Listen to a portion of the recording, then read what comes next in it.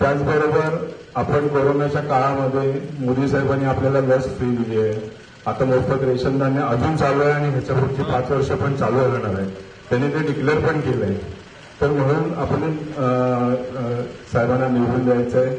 परत एकदा मी आपण इथे आलात धन्यवाद देतो आणि थांबतो. जय हिंद जय महाराष्ट्र.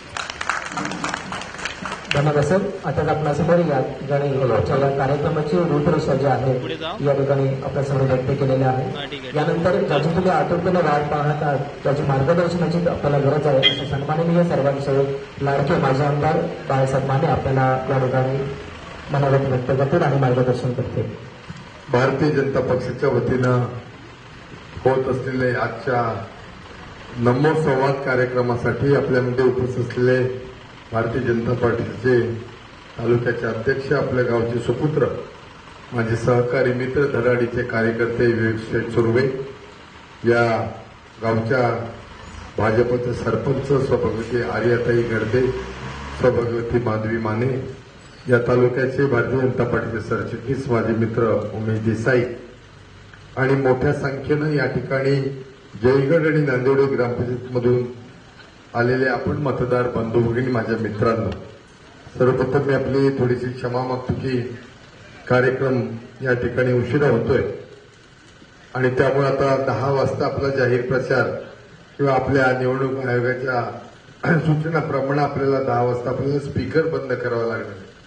परंतु स्पीकर बंद केला तर पुढे आवाज जाणार नाही आणि म्हणून आपला संवाद हा थोडासा 15 मिनिटाचा स्पीकरवरचा होईल.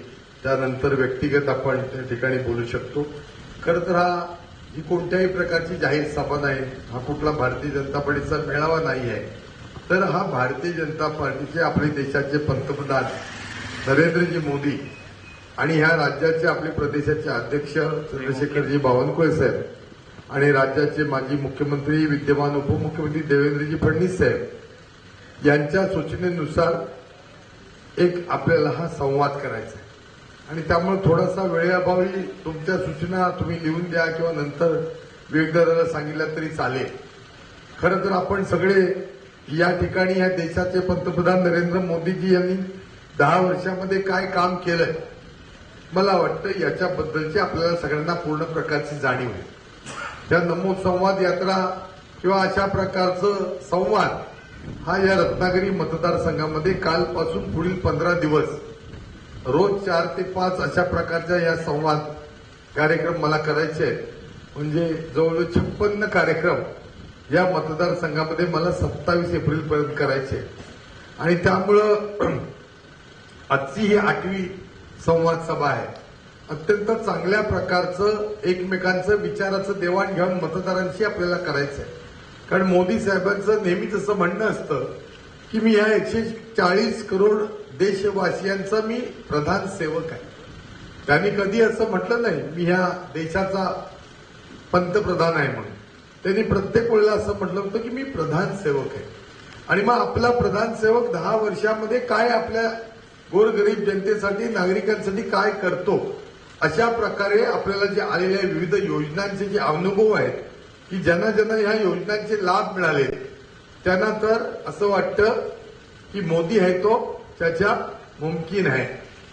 अब की बार 405. जरा आपण सगळ्यांनी जरा घोषणा देऊया हात वर करून. भारतीय जनता पक्षाचा अब की बार, फिर एक बार, फिर एक बार भारतीय जनता पार्टीचा. काय हात उचलत नाही, काय झालंय? आज होडीवर जाऊन आला, हात दुखावलाय. फिर एक बार, दोन्ही हात, फिर एक बार भारतीय जनता पक्षाचा. देश का नेता कैसा हो और देश का नेता कैसा हो. इकडे ताई हात वर करत नाही, मधी सगळे एकदा हात वर करूया. भारतीय जनता पक्षाचा आपकी बार, आपकी बार. धन्यवाद. काय झालंय, थोडासा उशीर झाल्यामुळे जरा मरगळ आली. आता जरा मरगळ आपली सगळ्यांची दूर झाली असं मला वाटतं. त्यामुळे मित्रांनो, ही जी निवडणूक आहे 7 मेला होणारी, आपल्याकडे साधारणपणे माझ्या मताप्रमाणे 22 दिवस शिल्लक आहे आणि त्यामुळे लोकसभा मतदारसंघामध्ये 6 विधानसभा आहेत आणि ह्या देशामध्ये जवळजवळ 543 लोकसभेच्या निवडणुका आहेत. आणि प्रत्येक कार्यकर्त्याला प्रत्येक मतदाराला असं वाटतं की माझ्या देशाचे पंतप्रधान मला भेटले पाहिजे, त्यांच्याशी मला संवाद केला पाहिजे. परंतु मित्रांनो, यापूर्वीच्या देशाच्या पंतप्रधानांनी आताचे पंतप्रधान ह्याच्यामध्ये फरक आहे. गेल्या 10 वर्षामध्ये जवळजवळ 108 कार्यक्रम प्रति महिन्याच्या शेवटच्या रविवारी मन की बातच्या माध्यमातून नरेंद्र मोदी साहेबांनी केले. आणि ते केले नुसते माझंच भाषण ऐका आणि मी म्हणेन ते धोरणांनी बांधेन ते तोरण असं कधी मोदी साहेबांनी म्हटलं नाही. त्याचं योग्य प्रकारचं नियोजन केलं. आकाशवाणीच्या माध्यमातून ज्यांना आपल्या प्रश्न, आपल्या समस्या त्या ठिकाणी मांडायचे होते, त्या समस्येचं उत्तर प्रामाणिकपणानं गेल्या 10 वर्षामध्ये आपल्या पंतप्रधानांनी केलं, याची सुद्धा आपल्याला जाणीव आहे. 10 वर्षामधल्या योजना, आझादी का अमृत महोत्सव, 75 वर्ष आपल्या स्वातंत्र्याला झाली आणि गरीब लोकांचं कल्याण करण्याकरता सगळ्या ज्या योजना आल्यात, मग जनधनची योजना असो, उज्ज्वला गॅस योजना असो, प्रधानमंत्री आवास योजना असो, या ठिकाणी पाण्याच्या संदर्भातलं जलजीवन मिशनची योजना असो, ग्रामीण रस्ते, राष्ट्रीय महामार्ग, अनेक अशा विकासाच्या योजना आहेत की ज्याच्यामध्ये सामान्य इथल्या नागरिकाला, सामान्य मतदाराला त्या ठिकाणी गरिबीपासून दूर होण्याकरता प्रयत्न केले गेले. गेल्या 10 वर्षामध्ये जवळजवळ 25 कोटी लोक हे गरिबीपासून, दारिद्र्यापासून वरती आले, याची पण आपल्याला, मला वाटतं सगळ्यांना जाणीव आहे. परंतु ही निवडणूक ही भारतीय जनता पक्षाची निवडणूक नाही. ही निवडणूक नरेंद्र मोदींसाठी नाही आहे. ही निवडणूक भारतीय जनता पक्षापेक्षा आपल्या सगळ्यांच्या भावी पिढीच्या भवितव्याची ही निवडणूक आहे. आज आपण पाहतोय की आपली जी तरुण पिढी आहे, या तरुण पिढीचं भविष्य कसं झालं पाहिजे. विकसित भारत, विकसित राष्ट्र आपल्याला करत असताना आज जगामधल्या अनेक देशांमध्ये जी झालेली प्रगती आपण पाहतोय आणि गेल्या 75 वर्षातली 10 वर्ष जर सोडली तर इथं खऱ्या अर्थानं प्रगतीचा विषयच कधी नव्हता. भ्रष्टाचार, त्या भ्रष्टाचारातून पैसे कमवणे, त्याच्यातून निवडणुका जिंकणे आणि पुन्हा एकदा हेच राजकारण करणं, अशा प्रकारचं वातावरण या देशामध्ये होतं. परंतु नरेंद्र मोदीजींनी हे सगळं बदलून टाकलं आणि म्हणून मला असं वाटतं, लोक असं म्हणतात मोदीजी आहे तो मुमकिन आहे. आणि म्हणून आज आपल्याला बोलवण्याचं कारण असं आहे की या ठिकाणी आपल्याला कार्यकर्त्यांची संवादापेक्षा मतदारांची संवाद करणे, तुमच्या मनामध्ये असल्यासारख्या भविष्यामधल्या काय विकासाच्या योजना करायला पाहिजेत, या प्रकारच्या विचाराची देवाणघेवाण आपल्याला करायची आहे. आणि म्हणून विकसित भारत घडवत असताना आपल्याला चांगल्या प्रकारचं अधिक आरोग्य चांगलं मिळालं, सेवा मिळाल्या पाहिजे. आपल्या मुलांना चांगल्या प्रकारचं शिक्षण या रत्नागिरीमध्ये मिळालं पाहिजे. आपल्या आंबा उत्पादक शेतकऱ्यांना त्यांचा दर्जेदार आंबा उत्पादन निर्माण झाला पाहिजे. निर्माण झालेल्या आंब्याला विक्री झाली पाहिजे. मच्छीमारांना चांगल्या प्रकारचा न्याय मिळाला पाहिजे. आधुनिक त्यांना साधन सामुग्री मिळाली पाहिजे. आणि याच्यासाठी आपल्याला आपला खासदार नरेंद्र मोदींच्या शेजारी बसणारा भाजपचा खासदार निवडायचा आहे आणि त्याच्यासाठी आम्ही आपल्याला निमंत्रित केलं. आणि म्हणून माझी आपल्या सगळ्यांना विनंती आहे, आपण उद्याच्या 20-22 दिवसामध्ये पंतप्रधान नरेंद्र मोदीजींचे दूत आहात. इंग्रजीमध्ये त्याला अँबॅसिडर आपण म्हणतो. म्हणजे खऱ्या अर्थानं जसं एखाद्या उत्पादनाची विक्री करत असताना जशी जाहिरात आपण करतो आणि मग ते टीव्हीवरची जाहिरात असेल किंवा वृत्तपत्रातली जाहिरात असेल, ती जाहिरात बघून सुद्धा आपल्याला असं वाटतं की हे उत्पादन खरोखर आपण घेतलं पाहिजे आणि मग त्याचा आपण अनुभव घेतो. परंतु आज या ठिकाणी देशाचं भवितव्य घडवणारी ही 18व्या लोकसभेची निवडणूक आहे. मग या 18व्या लोकसभेमध्ये निवडून जाणारा खासदार भारतीय जनता पार्टीचा असावा ही सामान्य माणसाची अपेक्षा. आणि म्हणून हा खासदार कसा असावा याच्याकरता जनतेला आपण जाऊन प्रवृत्त केलं पाहिजे. त्यांचं मन आणि मत हे भारतीय जनता पक्षाचा खासदार निवडून येण्याकरता आपण पुढच्या येणाऱ्या 20-22 दिवसामध्ये आपल्या दिवसातला 1 तास खर्च केला पाहिजे. तुझं इकडे कॅमेरा घेता येईल का, त्यांना बघता येईल, त्यांना अडचण व्यक्त येतं, ते इतर बघतो. बरोबर, यही समय है, सही समय. इतने दूर से आप आए हैं तो बाल माने दिखना तो चाहिए. टीव्ही पर तो दिखता है, पेपर में दिखता है, लेकिन सामने दिखना मागता है. आणि म्हणून मी आपल्या सगळ्यांना एवढंच विनंती करतोय की आज या ठिकाणी आमचा विवेक दादा आहे, आर्याताई आहेत, अनेक इथे कार्यकर्ते आहेत, वर्षानुवर्ष आपण काम करणारे आहात. एकेकाळी खासदार बापूसाहेब परुळेकरांना आपण या ठिकाणी निवडलं होतं. या ठिकाणी आमदार म्हणून कुसुमताई आंबेडकरांना निवडलं होतं, शिवाजीराव गोतावळेंना आपण निवडून दिलं होतं, भारतीय जनता पक्षाचा आमदार म्हणून 1999 ते 2004 आपल्या सगळ्या लोकांनी मला मतदान केलं होतं. आणि आज म्हणून भविष्यातल्या किंवा मधल्या भूतकाळामधल्या अनेक अडचणीमुळे आपल्याला भारतीय जनता पार्टीचा लोकप्रतिनिधी विधानसभेमध्ये किंवा लोकसभेमध्ये जाऊ शकला नव्हता. आणि त्यामुळे आज आपल्याला ही जी निवडणूक जरी लोकसभेची वाटत असली तरी एका लोकसभेची निवडणूक नाहीये. याच निवडणुकीमध्ये उद्याच्या आमदाराचं भवितव्य भाजपच्या आपल्याला फायनल करायचं आहे. उद्याचा जिल्हा परिषद पंचायत समिती सदस्य याच निवडणुकीत ठरवायचा आहे. आज सरपंच तुम्ही या पुढच्या वेळेला पुन्हा एकदा आपल्याला थेट सरपंच भारतीय जनता पार्टीचा विचाराचा आला पाहिजे. आणि म्हणून एका निवडणुकीमध्ये पुढच्या भविष्य काळातल्या अनेक निवडणुकांची आपल्याला बेगमी करायची. आणि म्हणून मला यामध्ये उद्याचा सरपंच दिसतोय, उद्याचा पंचायत समिती सदस्य दिसतोय.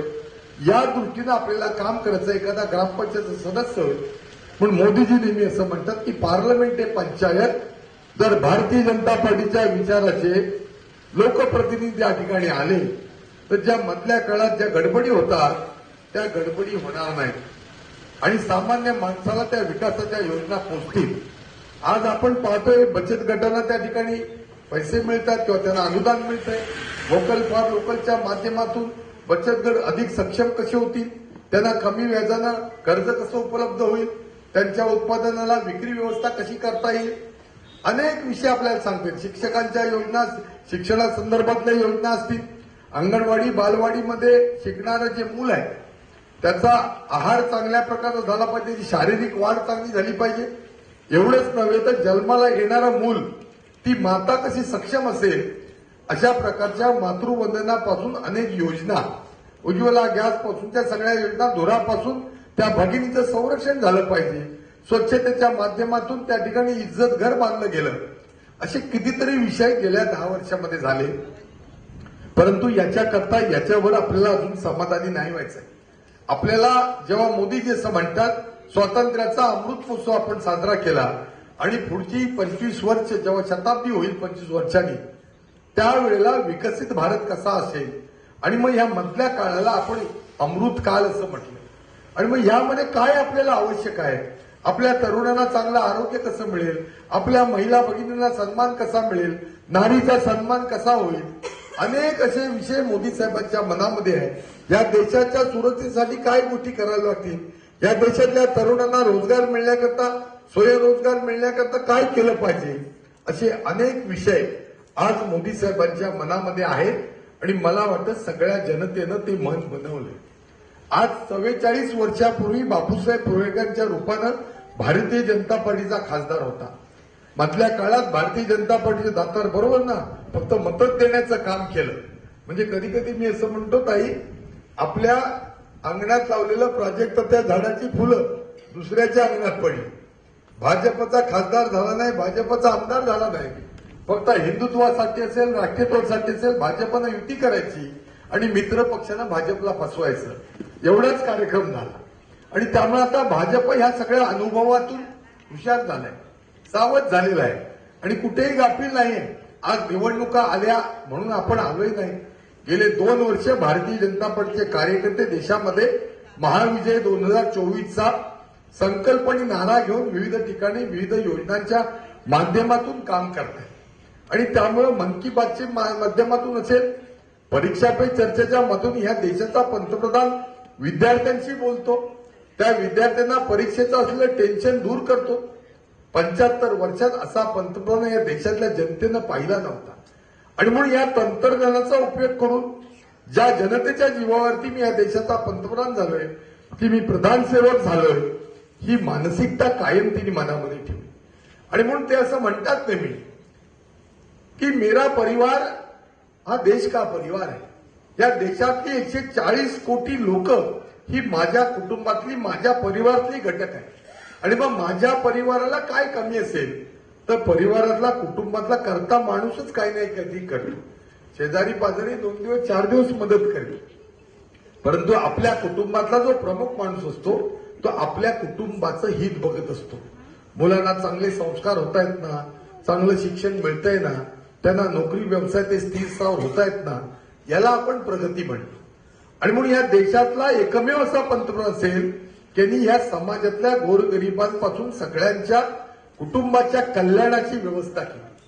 आणि म्हणून अंत्योदय नावाचा जो विषय आहे, गरीब कल्याण नावाचा जो विषय आहे, त्याच्यावरती त्यांनी अभ्यास केला. आणि भारतीय जनता पार्टीची ही विचारधारा होती. भारतीय जनता पार्टी एक तत्वज्ञान घेऊन या ठिकाणी आलाय. मला आमदार व्हायचं आहे, मला मंत्री व्हायचं आहे आणि माझ्या प्रॉपर्ट्या बनवायच्या आहेत आणि आणखी काय करायचं आहे मी सांगत नाही, ते तुम्हाला माहिती आहे. परंतु मोदी साहेबांनी भारतीय जनता पार्टीच्या कार्यकर्त्यांना सांगितलंय की तुम्ही राजकारणात जर आलाय, सेवा म्हणून आपल्याला काम करायचं आहे. त्या सत्तेचा दुरुपयोग करून नको ते धंदे करायचे नाहीये. आणि म्हणून जसं घरामध्ये कुटुंबामध्ये आपण विवाह करतो, जावई कसा पाहिजे, आपली सून कशी पाहिजे, हे कुटुंबामध्ये आपण विचार करतो. कारण त्याच्यामध्ये भावना अशी असते, या भावी दाम्पत्याचं वैवाहिक जीवन समाधानाचं सुखाचं झालं पाहिजे. लोकशाहीमध्ये सुद्धा मित्रांनो आपण काही गोष्टी अशा दुर्लक्षित करतो. मतदान भले 5 वर्षांनी येत असेल, पण आपला लोकप्रतिनिधी कसा असावा, तो काय करणार आहे जनतेसाठी, याचा प्रामाणिकपणाने विचार केला पाहिजे. की कोणीतरी येतोय काहीतरी करतोय म्हणून भावनेच्या आधारे त्याला मतदान करून तो लोकप्रतिनिधी निवडून आणावा, अशा प्रकारची भूमिका असता कामा नये. म्हणून एक जागरण आपल्याला करायचं आहे. त्या निमित्तानं आपल्याला बोलवलंय. थोडासा वेळ कमी आहे, परंतु सोशल मीडियाच्या माध्यमातून, फेसबुकच्या माध्यमातून आज हे मला वाटतं युट्यूब लाईव्ह सगळीकडे लोक पाहत आहेत. फेसबुक लाईव्हच्या माध्यमातून आपण पाहतोय. कदाचित विदेशातले आपले सगळे असलेले बंधू भगिनी किंवा रत्नागिरीचे बाहेर असलेले बंधू भगिनी सुद्धा ही सभा आटपल्यावर युट्यूबच्या लाईव्हमध्ये बघता येतं ना, त्यावर पाहता येईल. आणि म्हणून सगळ्या देशातल्या जनतेनं मन ठरवलंय की आपल्याला फिर एक बार मोदी सरकार अबकी बार 400 पार करायचं आहे. आणि त्याच्याकरता रत्नागिरी सिंधुदुर्गचा खासदार हा भारतीय जनता पार्टीचा ओरिजिनल पाठवायचा आहे. इकडनं तिकडनं आलेला नाही. चिंता करू नका, काळजी करू नका. नाहीतर आपल्याला असं मोबाईलवर सोशल मीडियावर बघून थोडं कधी कधी कापरं भरता. आता काय होणार आहे, काही होणार नाही. तिकडे मोदीजी, अमित शहा बसलेले आहेत, देवेंद्रजी सारखा आमचा चाणक्य त्या ठिकाणी बसलेला आहे. आणि त्यामुळे तुम्हाला कुठली चिंता करण्याची आवश्यकता नाही. फक्त 2 मिनिटं शिल्लक राहील. माझी आपल्याला विनंती आहे, मला तुम्ही शब्द द्या ते सांगण्याकरता मी आलो. आपल्याला उद्यापासूनच्या 22 दिवसामध्ये रोज 1 तास मोदीजींसाठी काम करायचं आहे, मोदीजींचा प्रचार करायचा आहे. आणि त्या दिवशी मतदानावरती मोदी साहेबांना आपल्या मतदान केंद्रात 51% जास्त मतदान घडून आणायचं आहे. तो विश्वास, तो विचार देण्याकरता मी या ठिकाणी आलोय. म्हणून माझी महिला भगिनी मोठ्या संख्येने या ठिकाणी उपस्थित आहेत. आज मुस्लिम बंधू भगिनी सुद्धा या ठिकाणी आहेत. बाकी आमचे हिंदू बांधव या ठिकाणी. एक चांगल्या प्रकारचं सामाजिक या ठिकाणी वातावरण आहे. एक चांगल्या प्रकारचं सर्व धर्म समभावाचं वातावरण या भागामध्ये. आणि म्हणून आपली सगळ्यांची जर काही प्रश्न तुमचे आहेत, उद्योगाच्या संदर्भात असतील, आंबा उत्पादकांच्या संदर्भातले असतील, मच्छीमारांच्या संदर्भातले असतील, ते जरूर सोडवण्याकरता आपला खासदार जर असला तर हे प्रश्न चांगल्या पद्धतीने सुटू शकतात. हक्काचा खासदार आपल्याला पाहिजे. त्यासाठी येणाऱ्या 7 मेला कमळ चिन्हावरती आपण बटन दाबून आपल्याला मतदान करून खासदार विजयी करायचं आहे. पुढच्या 1-2 दिवसात तुमच्या मनातल्या असलेल्या खासदाराची उमेदवारी घोषित होईल. फॉर्म भरण्याकरता आपल्याला सगळ्यांना बोलवण्यात येईल आणि मोठ्या संख्येनं आपण 18 किंवा 19 तारखेला फॉर्म घालण्याकरता उमेदवाराचा, भाजपच्या कमळाचा ओरिजिनल ऑर्गॅनिक मँगो असतो ना, सेंद्रिय आंबा, तसं सेंद्रिय. हल्ली नाही तर ते केमिकल मधले आंबे चांगले नसतात. त्यामुळे आपला सुद्धा नेता, आपला खासदारकीचा उमेदवार हा ओरिजिनल तुम्हाला न्याय देणार असणार असा विश्वास तुम्ही थांबतो. जय हिंद, जय महाराष्ट्र.